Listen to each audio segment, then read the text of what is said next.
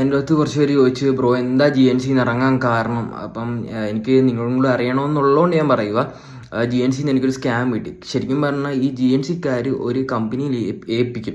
ആ കമ്പനിക്കാർ ഏജൻറ്റ്മാരെ നിർത്തിയിട്ടാണ് ഞങ്ങളെപ്പോലത്തെ ഇൻഫ്ലുവൻസർമാരെ പിടിക്കുന്നത്. ശരിക്കും പറഞ്ഞാൽ ഈ GNCയുടെ പ്രൊഡക്റ്റിനെ പറ്റി ഒരു കുറ്റമോ അങ്ങനെ ഒന്നും പറയാനില്ല. പക്ഷേ ഇവന്മാർ ഞങ്ങൾക്കൊരു എഗ്രിമെൻ്റ് ഉണ്ടാക്കും. എഗ്രിമെൻ്റ് ഞാൻ കറക്റ്റായിട്ട് വായിച്ചു നോക്കാത്തതാണ് എനിക്ക് ഏറ്റവും വലിയ അബദ്ധം.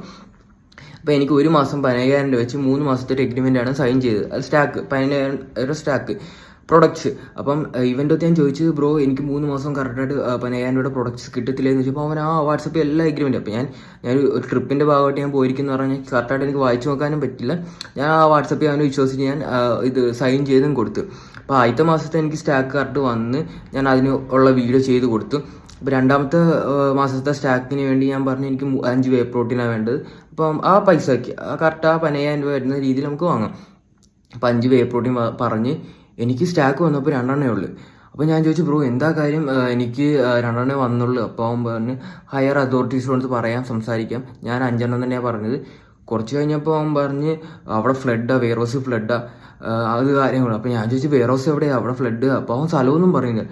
ലാസ്റ്റ് കുറച്ച് കഴിഞ്ഞപ്പോൾ അവൻ പറയും, ഞങ്ങൾക്ക് മനസ്സിലാവും, അവൻ തന്നെ ആ പൈസ അല്ലെങ്കിൽ ആ സ്റ്റാക്ക് അടിച്ചു മാറ്റിയെന്ന് എനിക്ക് മനസ്സിലായി. അപ്പം മനസ്സിലായി കഴിഞ്ഞപ്പം അവൻ പറഞ്ഞ്, നീ വേണമെങ്കിൽ എഗ്രിമെൻറ്റ് വായിച്ചു നോക്ക്, എഗ്രിമെൻറ്റിൽ അങ്ങനെയൊന്നും പറഞ്ഞിട്ടില്ല. അപ്പോൾ മനസ്സിലായി എഗ്രിമെൻറ്റ് ശരിക്കും വായിച്ചു നോക്കാത്തതിൻ്റെ പണിയാണ് കിട്ടിയത്. ലാസ്റ്റ് എനിക്ക് എങ്ങനെയും ഞാൻ ആ 2ാമത്തെ മാസം എന്തോ 2 വീഡിയോ ഒരു സ്റ്റോറി എങ്ങാണ്ട് ഇട്ടിട്ടുണ്ട്. എങ്ങനെയും അതിൽ നിന്ന് ഇറങ്ങണം. ലാസ്റ്റ് കുറേ ഇവനായിട്ട് വഴക്കായി.